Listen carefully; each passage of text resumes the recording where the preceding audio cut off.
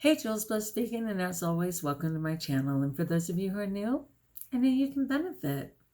So I'm doing a 30-day post your pick of vegan foods. And of course, I'm leading by example. So the icon that you saw is one of my favorites, which is nice cream. That happens to be chocolate nice cream. And some people can't handle cacao powder. It affects them in an interesting way. But the beauty with nice cream is the foundation is just frozen banana. So what's great is you can simply allow those bananas to sit out for 3 or 4 minutes and blend them as is. What also is a lot of fun is if you add tea, different flavored teas, you can definitely put in any kind of fruit to enhance it. I like to do cacao, just a tablespoon, from time to time. But one thing that I always do with mine is that I try and incorporate either sprouts. So rather than sprinkling them on top, I actually blend them in, which is fabulous. Or I like to use zucchini. So that allows me to use a little less fruit, depending on how much fruit I've had that day. And so I can leave out a frozen banana and I can just go ahead and put in a zucchini. A lot of people prefer to peel the zucchini. I use organic anyway. But just to get rid of the color, right? They can peel it and put it in there. But I definitely like to stretch my nice cream by using a little less fruit and incorporating some vegetables. It's a great way to trick a kid too if you're having trouble getting in those vegetables. So again, if you'd like to incorporate your sprouts, once you blend them in, you can hardly taste them unless you want to taste them. Like I like to put in radish sprouts because the heat and the sweet are such a great contrast. But the one that I'm showing there is literally 2 good-sized frozen bananas, a small peeled zucchini that was also frozen, and I simply blended those and it turned out fantastic. So depending on my day, sometimes I'll go ahead and put in my half teaspoon of chia if I haven't finished it.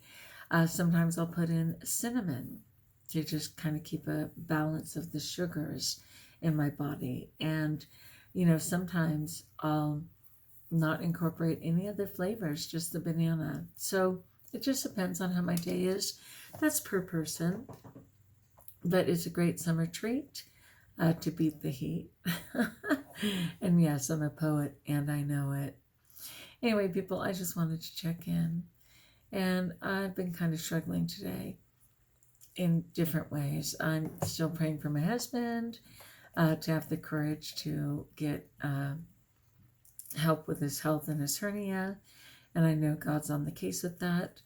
I am just trying to keep a balance on what I can control and what I can't in my life. It's interesting because God does call me to have a voice and he does call me to speak out. But at the same time, the biggest message by far in the Bible and the New Testament in particular is to love thy neighbor as thyself, right? And to be accepting of others, because this is a way station on the way to either heaven or hell, and it will definitely be the longest life we ever live, right? In the next realm. And many people have decided hell doesn't exist anymore, and they're content to just say peace to everything, and everyone's going to heaven, and we're all so amazing and so blessed. And that is pretty interesting. It doesn't work for me. But we're kind of in a society right now where if you don't agree with everybody, you're in big trouble. I was thinking in the 80s, we kind of started the politically correct movement, right? Where all of a sudden you had to be careful on what you said. And then we got to the 90s, and if you weren't being politically correct, you were automatically racist, and you had to watch being racist. And then we got into, the 2000s, and it was a situation where everything was a free-for-all. You really weren't supposed to have an opinion on anything. People kind of felt that their mouths were tied. I mean, if you dared to say anything, it was either not politically correct, it was either considered racist, or you were just rude. I mean, it's just rude. Like, you're just not allowed to challenge people and what their beliefs are. That used to be a healthy debate or conversation. Now everything's a threat and people just want to sue. And then we finally got past 2010, and the last, years, and 5 years in particular, have been everything up is down, everything right is wrong. Like, I just feel like I don't even know anymore. And everybody feels like they're just questioning reality every second. Like, what is even true? And it's interesting because it's kind of like some things will absolutely never be true. But people feel like if they say it enough, either they'll just break down the walls where people are so tired they just don't debate it anymore, or if they yell loud enough or threaten long enough, people just won't question it anymore. And I'm not sure where I fit in all of that, because I do have a responsibility to speak up, but to what and to whom, right? So it's an interesting time. And part of that is interesting. It's a bit of a struggle as a teacher, because I'm always dealing with like 30 families in my classroom. And that's a bunch of different belief systems, of different priorities, different opinions.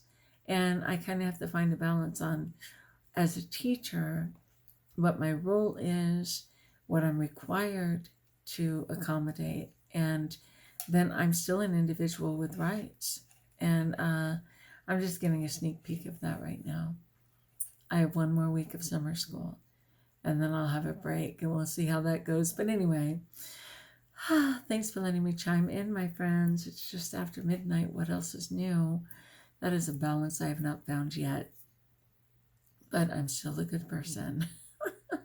Okay, like if you like, join us if you haven't subscribed. Let me know if you go ahead and try that amazing ice cream. I'd love it if you'd share below what your favorite version is. And until we talk again, best of all, know that you're blessed.